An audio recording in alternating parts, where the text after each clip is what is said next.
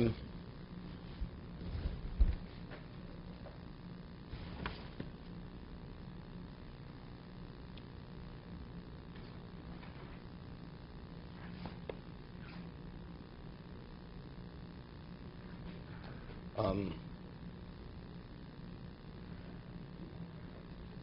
Let's start. It's about that, 10 lines down from the top. We went a little further. He quoted the Gemara in Brochos.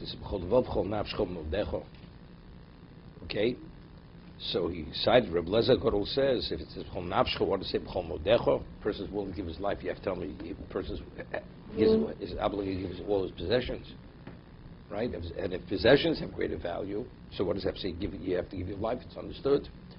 So the Gemara answers there are two types of people. Some people value their lives more than anything, and nevertheless the Torah says B'chol nafscho.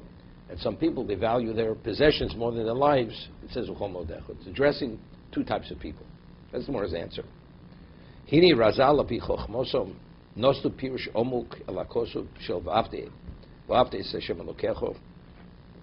They give a profound, deep understanding of the meaning v'avte es Hashem elokecho zeki avo el Hashem yisborach she'en nimshach el Hashem yisborach b'chol chalokov. Every aspect of your being has to be attached to Hashem. You have to express your love with your heart, with your life, and with your possessions. That's every aspect of the person's existence. Your feelings, your emotion, your giving up your life, and giving everything you own. There shouldn't be any degree of attachment. Every level of representation of who you are is attached to Hashem. It's dovik. But a person also says Yitzhara, which was also attached. The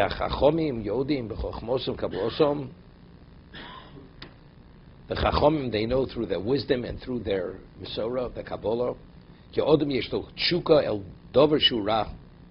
What does a person desire evil? Because evil exists within the person, therefore he desires evil. Like, what does a person crave? A person takes a drugs. He craves drugs. Why? Because it's within him. So therefore, if his system would be clean, he wouldn't crave it. So why do we crave Ra? Because we have Ra within us. That's why we crave Ra. Lo shtomer ki atshuka azos b'shul hanoso. Good. I would say it's more instant gratification than delayed gratification. The whole concept's all involved. You don't see the benefit of it necessarily right away. No, I'm not saying. Whereas a person who satisfies the physical desires, you feel good right away. Whether it's a drug, But the question, that's not the question. The question is, why does a person desire something which is Ra? You desire it, right? Something, eating apples and bananas, if you like it, you like it. But there's certain things every human being gravitates towards naturally. Forbidden, the Gemara says that noshim arayos, right? Forbidden sexual relationship, a person naturally gravitates towards that. Why? Because that represents Ra, and the person has Ra within him, therefore he gravitates towards that. The Ra within Yetzer The Yetzer Ra has influence because we have Ra within us. A person is a quality person, and some subhuman being approaches him, invites him. Some person will look at him, have no relevance to you. But if a person of your peer class invites you, you consider it. Because we have Ra within us, when the Yitzhara makes the proposal and makes the presentation, somehow we're attracted to it. Where's the Ra from? The Ra from the Eitz Das. Every human being has Ra within himself. Of course, the Eitz Das was Tov Ra. So that's part and parcel of the human makeup is Ra. The Maharal writes in the Das Tfunos. What does a person have to die?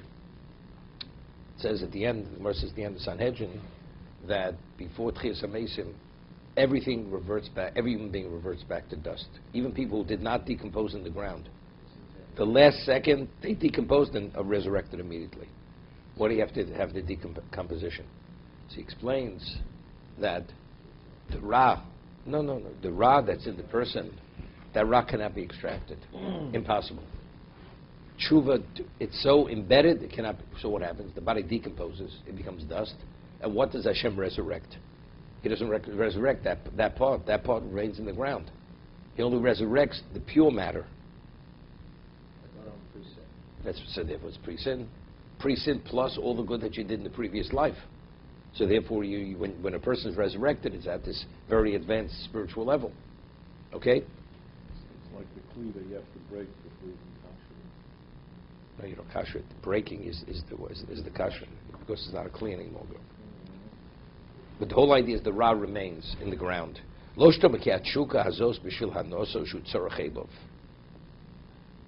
not personal. He likes chocolate cake.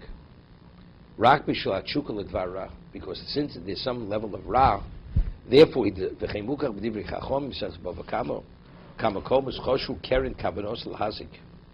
Gemara says keren, when that particular classification of damager, right, in terms of because the various halachas, an animal hasn't established itself as a gora. The first 2 times, what is the level of liability? Only 50% damage. And where do you take it from? You take it from the animal itself. Right? So it's chatzi nezek, and you take it bigufo. Let's say it eats. You pay nezek sholem. You pay for its full liability, and even if the animal's worth a fraction of what it ate, the damager has to pay from his assets. The liabilities on the damage on the owner of the animal. So what is keren? What's the basis for keren? Goring doesn't only mean goring with the horns. What about if the animal goes and tramples on a person, right? To hurt the person. It bumps into a person, hits the person with its body. That's keren. Anything which is a display of kavanos l'hazit, the intent is to damage, that's classified as keren. Okay? Mishum yitzra hara lo b'shul shum hatayva. There's something which overtakes the animal like craziness, and that which drives the animal. A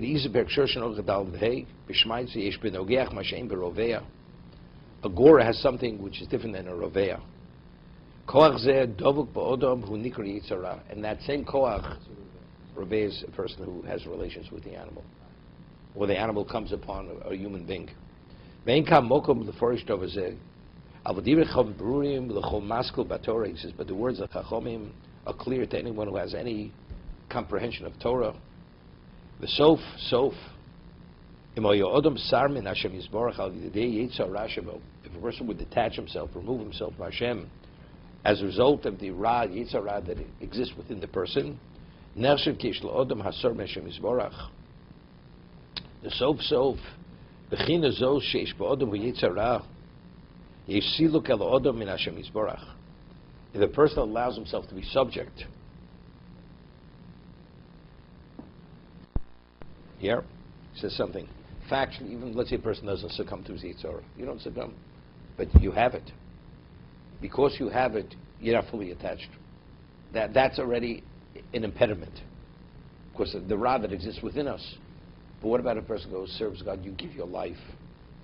Once you give your life, you don't exist any longer. Your heart, your life, and your possessions. So any level of your representation is gone. Right? I mean, you've given your life. No, you're dead.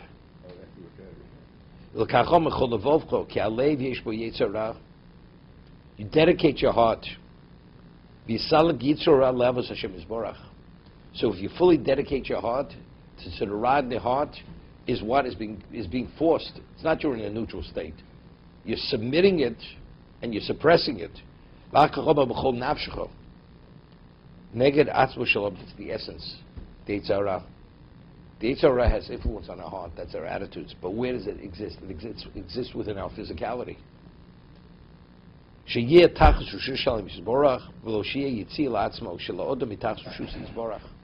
Meaning, I'm under God's dominance. We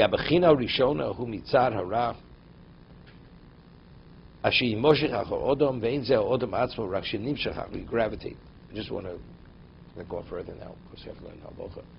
The Ramchal writes, Derech Hashem, that just as when we left Egypt, there was a suppression of Ra, and that's the whole idea of the Seder night, the Garta Levincha, to speak about Yitzis Mitzrayim.